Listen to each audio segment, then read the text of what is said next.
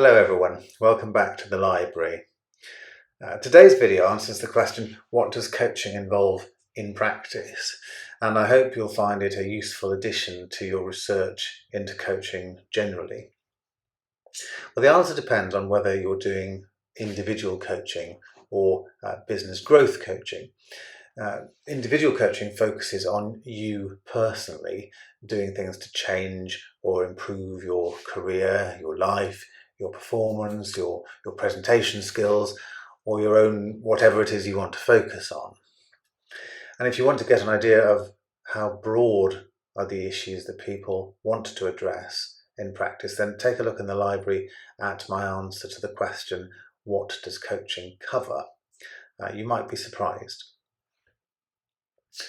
Business growth coaching, on the other hand, focuses on how you, as a business owner, either on your own as a sole trader or with your co-owners, can introduce regular and, let's say, rhythmic activities and practices and habits into your business so that what you call your business is really a business, because a business is something that generates money for you when you're asleep.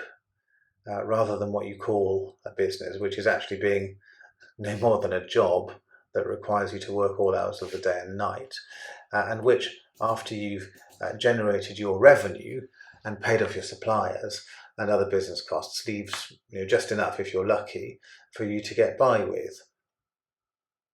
What you really want, of course, is a business that generates enough cash to let you live, not just exist. And that's the aim of business growth coaching. But what business growth coaching and individual coaching do have in common is a method. And it works like this. Before you start, there's always what people call a chemistry call or a discovery call or a get to know you call. And the reason for that is that it's absolutely essential to see if there's a fit between you and me. And the reason why that's so essential is there's a lot of what's covered in coaching is often private or sensitive and needs you to be confident about me being trustworthy and confidential and someone you can talk with about sensitive issues like that. It also requires me to be comfortable about being able to work with you, because some people who want coaching actually need therapy or mentoring, which are completely different offerings. And if there was no mutuality of interest between you as a client and me as a coach, then it would be a bit like a shotgun wedding, which is a form of union that doesn't really have a good press. And then, if we both decide to go forward with coaching, we deal with the formalities. There's always a written coaching agreement document, so you know what's expected of you and what you can expect from me. And I know that you know what's expected of you and of what I've promised to try to bring to the party. It's essentially about mutuality of obligation and mutual understanding for a relationship that can actually last quite a long time. The coaching agreement document also covers things like confidentiality, privacy, time commitments, duration, and the price of coaching. And the price of coaching is also dealt with in a separate video called How Much Does Coaching Cost? That you can also find in the website library. At the start of a coaching relationship, there is also at least one and sometimes two setup meetings, usually between 60 and 90 minutes or so, for me to understand you and your plans if you're doing individual coaching, or you and your business if we're doing business growth coaching, particularly if there are more than one of you running a business.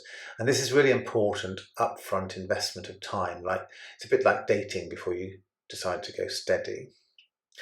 Then the actual coaching starts, and it's here where there can be a difference between individual and business growth coaching.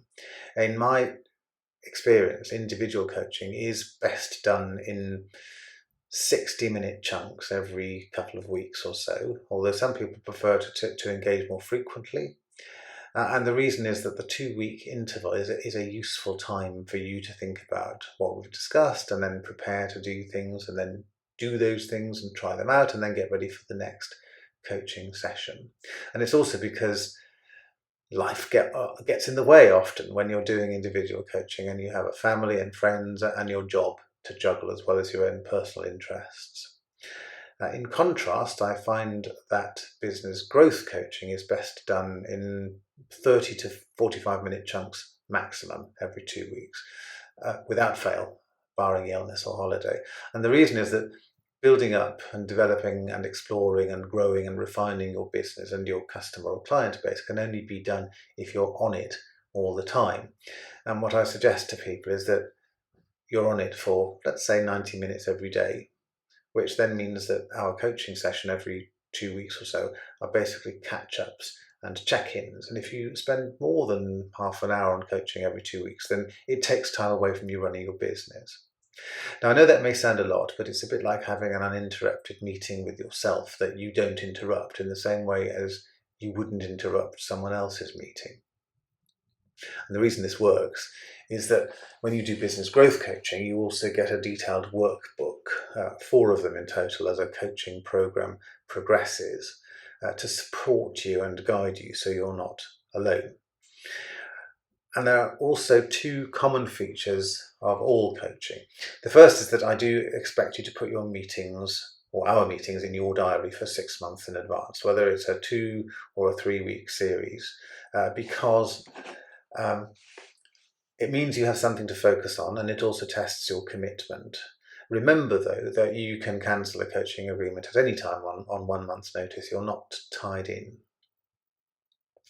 You can also always get in touch between the 2-week or 3-week sessions if you're stuck and need a chat. You can just book a call through my automatic calendar. I find that 10 or 15 minutes does the trick.